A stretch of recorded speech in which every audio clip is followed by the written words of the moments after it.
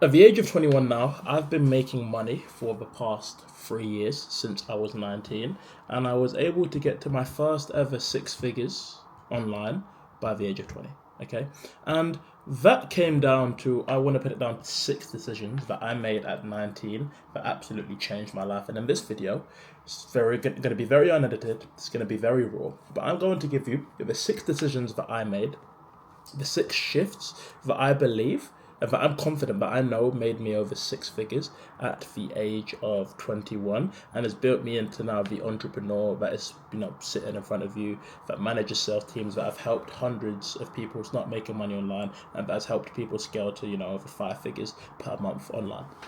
And number one thing that I want to start off with straight off of the bat is this is going to be me giving you my own perspective, what helped for me, and I hope that you can actually take some value out of this, whether it's all six decisions, whether it's just one. I want you to just take a few of these beliefs, a few of these core things that really worked for me, put it into your life, and I promise you that this is going to actually help you get to where you want to get to. So, decision number one that I made at the age of 19. Okay, this was at the age of 18, 19 really, but it was not going to university and and basically learning a high income skill. At the age of 18, I was in sixth form. I was studying three subjects that I had like no care about whatsoever, and I always knew, like any other young man that watched Iman Gaji, that I wanted to grow up. I wanted to be successful. I wanted the cars. I wanted the girls. I wanted all of this. Okay, and for me, I think this also played a big part. I was never actually really academically really smart. Like I was always one of the middle to lower like people in the class, and from a very young age, I was very close to going to university because obviously that's what all of my friends at the time were doing, and that was just seemed as the normal thing, right? That was the comfortable path, which I'm going to go into later on in this video. But I had the choice between either going to university or going and doing a degree apprenticeship, which, if you're not from the UK, a degree apprenticeship is essentially just basically where you get work experience. They pay for your degree. You don't actually go to uni, but you basically work and also study as well. It's the more uncomfortable option. You don't, it's the harder option in a sense for degree apprenticeship, because not only are you working, but you're also having to go to university, and it's not exactly that university lifestyle where you've got that freedom, where you're far from home. Like you're still living I was still living with my parents, okay?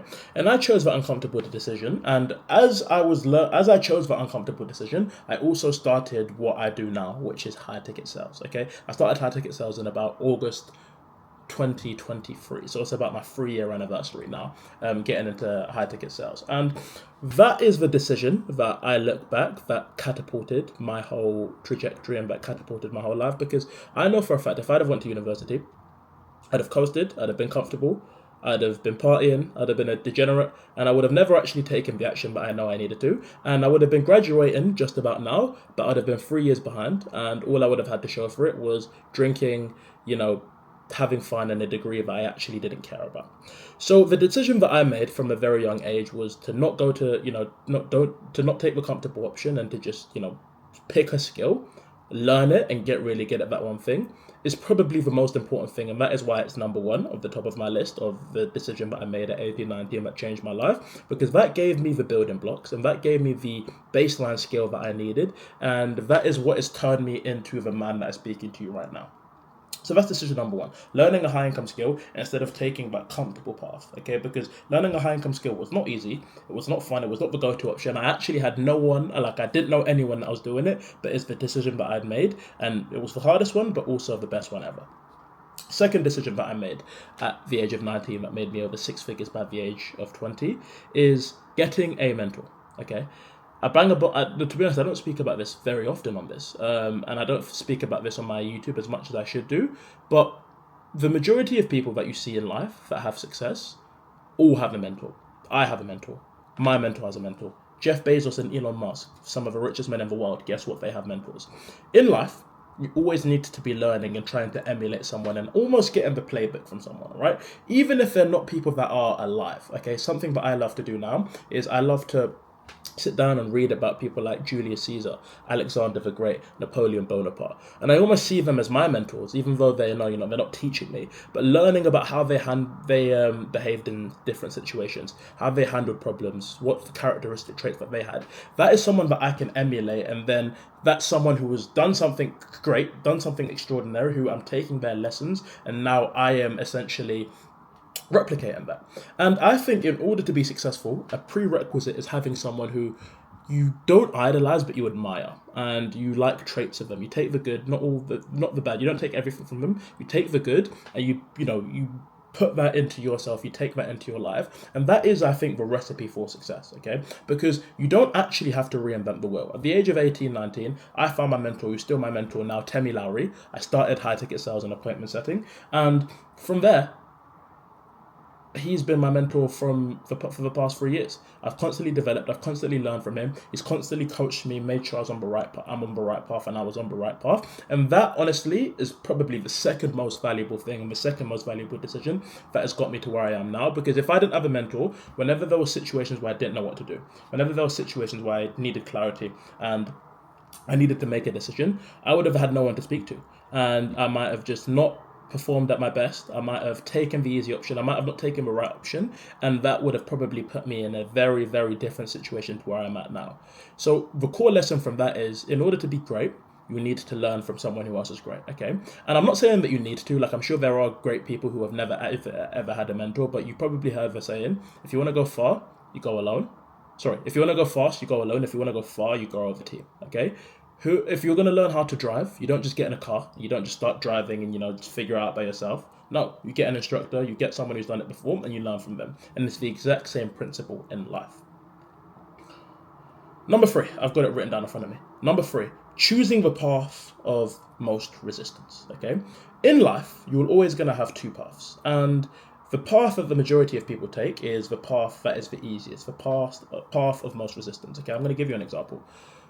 You want to go out to eat and you want to eat some food. You've got 2 options. You've got the healthy option of protein, carbohydrates, stuff that is going to make you feel good. It's been made with good ingredients, but it doesn't taste as nice, okay? It's not as sweet, it's not as dopamine giving. Or you've got the second option, which is a fatty McDonald's, quarter pounder, greasy, cheap, easy, fast, okay?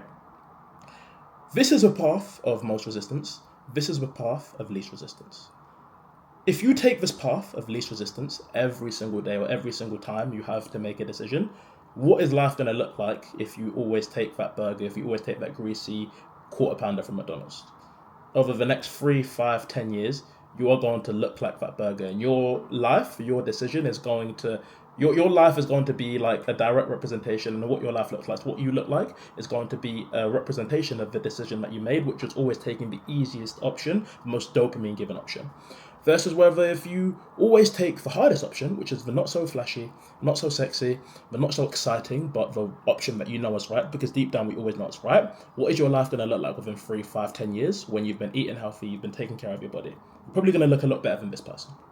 And that example was just in food, but that example was quite literally in anything in life, okay? Let's say you talk about, wanting to, start making money, or, wanting to, become rich. The path of least resistance is you just go on coasting at a job that you don't really care about, but it pays the bills. Path of most resistance is putting yourself in an uncomfortable putting yourself in an uncomfortable position, learning the hard thing, dedicating time to that and getting really good at it so that you can always have financial freedom. This is the hardest path. This is the easiest path. The hardest path 9 times out of 10 is what gets you to where you want to get to. The easiest path keeps you where you're at. And if anything, like if you're not progressing, you're regressing. And the hardest part, the easiest path, always make sure that you stay stuck, which in turn ensures that you never ever get to where you want to get to. And that is why at the age of 19, I always made a decision, and even till now, right? Up till this point, like whenever I'm faced with a decision, or whenever I'm, thinking about what I need to do in my life, and I've got 2 decisions, I always want to take the path that is going to challenge me the most, and that is going to, not going to be the most easiest, or, the path that the majority of people wouldn't go through, because that's what I did when I was 19, and that's what's got me to where I've got to now. And that is normally the path that gets you to where you want to get to, because it's harder, and the majority of people don't want to do it. So when it comes down to actually, building wealth or building money and, putting yourself in a good financial situation, it's like you realize that 80% of the world will always take the easiest option, and that is why 80% of people are unhappy with their life, because they're always taking the easy option. But the top 20% of people, the top 1% people, they'll always take the harder option because they know that option is going to get them to where they want to get to. That's going to give them the growth and the development that they need, and that is why they will always achieve what they want in life. Number 4, investing my money into lessons and skills rather than just enjoyment and short-term gratification. Okay, I've probably spent over 50 grand. Yeah, that's probably a low ball. I've spent probably over 50 grand on mentorships, courses, programs, whatever you want to call them. And I haven't invested that money into it because I felt like I need to. I invested that money because I knew that was going to get me to where I want to get to sooner. All of the information in life right now is there. You can ask ChatGPT, and ChatGPT will, whatever you want to learn, ChatGPT will give you exactly what you need to learn. However, in order to actually be able to, learn the lessons and learn what you should do and learn what you shouldn't do, the fastest way to actually get to that version of yourself and actually learn that thing that you want to learn is quite literally by paying money to get closer to the source. Okay, people pay money for university. People pay over 50 grand's worth in university, and I saw a video the other day. It was like, university is quite literally just a course on how to get a job, because it's true. So whenever people pay money, people more than happily be invested into university. However, when you talk to them about investing into, let's say, fitness or getting a PT or getting a mentor to teach them how to grow or whatever it is that they want to learn, whenever it comes down to investing into something like that hasn't been totally normalized, that their parents probably haven't thought of, they look at it as like this really crazy and risky thing, when really and truly it's quite literally the same thing that you'd be doing if you're investing into, going to university. And for me, right, investing money into lessons and things that made me better has taught me so much about myself and taught me so much about the things that I wanted to get to, rather than if I'd have just tried it by myself, tried to get as much free information and not actually have all of the information in front of me, or had access to the people that could teach me the lessons and tell me what I need to do and tell me what I don't need to do. And I genuinely think that has probably been the best spend of my money, rather than if I'd have just been spending my money on degenerate stuff like Rolexes or going out or cars or flashy stuff, which I could have done. But every single time, I consciously, even now to this point where I still make money, I know that there's a level that I need to get to. I know that I'm not making 6 figures a month yet. I'm not making 7 figures a month yet. And I know that there's certain investments that I need to make that are going to get me there. And that is why now, whenever I get money, I'm always looking at, okay, who can I learn from? What do I want to learn? What do I think is going to get me to the next level? Who can I go and pay money? How can I go and invest into that so that I can get that information and I can get there sooner? I can shorten the time so that I can actually get to where I want to get to. Okay, and that's how rich people think. Rich people think not in what is the easiest option. They think what is going to get me to where I want to get to in the shortest amount of time. Okay, so even a bit of advice for you if you want to start making money, think about how can I get rich people towards their dream destination or towards an end goal sooner. That's exactly why I chose sales, all right? Because rich people don't have the time, and it's very long to be selling to every single person that's interested in buying their stuff. They don't have the time to do that. So what did I do? I shortcutted that for them. I was like, you know what? I'm going to help you go from marketing to customer. I'm going to be in the middle. You don't have to do anything. You just have to fulfill the product. You can sit here at the end. I'm going to do the selling. I'm going to send you DMs. I'm going to jump on your calls. I'm going to sell to your audience for you. And guess what? That's why I make money. That's why, because I've been able to provide them value and I've been able to shortcut the time between them and their desired destination. It's the exact same in life, okay? If you can invest and if you can start thinking like a rich person and see every investment that you make as it's shortening the time between you getting to where you want to get to, your life will become so much better. And that is one of the main decisions that made me, 6 figures at the age of 19. Number 5 is cutting off friends. Switching on my day ones. No, seriously, who you hang around with, whether you want to admit it or not, is going to, the people you hang around with and the people that you speak to on a day-to-day basis, the people that you listen to are either going to get you closer towards your goals or further from your goals. And I'm blessed. I never had really degenerate friends. I never had friends that, were banging drugs every single day. I mean, they did smoke a lot, but I never had friends that were doing this, and like doing crazy stuff, right? I just had quite normal friends. However, from a very young age at 19, I realized that, okay, if I want to get to the point where I'm making six figures, if I want to get to the point where I'm in high level rooms, these are not the people that are going to get me there. And if I listen to them, I'm going to act like them, okay? Because in life,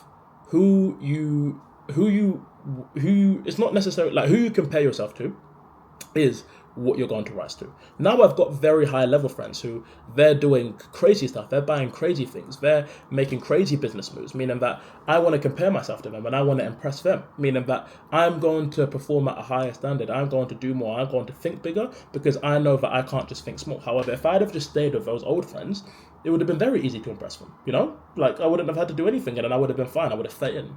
So you always want to fit in with who you're around. So that's why whenever you start networking or whether you start putting yourself in bigger rooms, guess what? You are forced to operate at a higher level because at the end of the day, as human beings, innately, all we want to do is fit in. No one actually really wants to be the outcast, the outlier. So being around people and cutting off my old friends, going cold turkey, like there was probably like a 6 to 12 month period where I remember I went to Thailand with my mentor. I invested a lot of money. That goes down to the point that I spoke about before, right? I invested that money. Yeah, that looked like a holiday, but that was actually spending a month with my mentor, putting all of the money that I had into going out there, taking a bet on myself with people that I didn't know. And that was definitely another really, like, I guess, catapult moment that got me to where I want to get to. But I digress. There was like 6 to 12 months in my life where I had no friends. I didn't really go out. I didn't do anything. All I did was just work and get good at sales. Well, that's all I did. And that decision, isolating myself, allowed me to build myself up and allowed me to get into the rooms that I needed to be in. And now I've got such high level friends. Okay, now I've got friends that if you'd have told 19-year-old David that the people that you're hanging around with or the people that you're networking with, he wouldn't have believed you. Would have been like, what the fuck? How is that even possible? So cutting off old friends that are keeping you down or friends that remind you of your old self was one of the biggest things and best things that I ever did.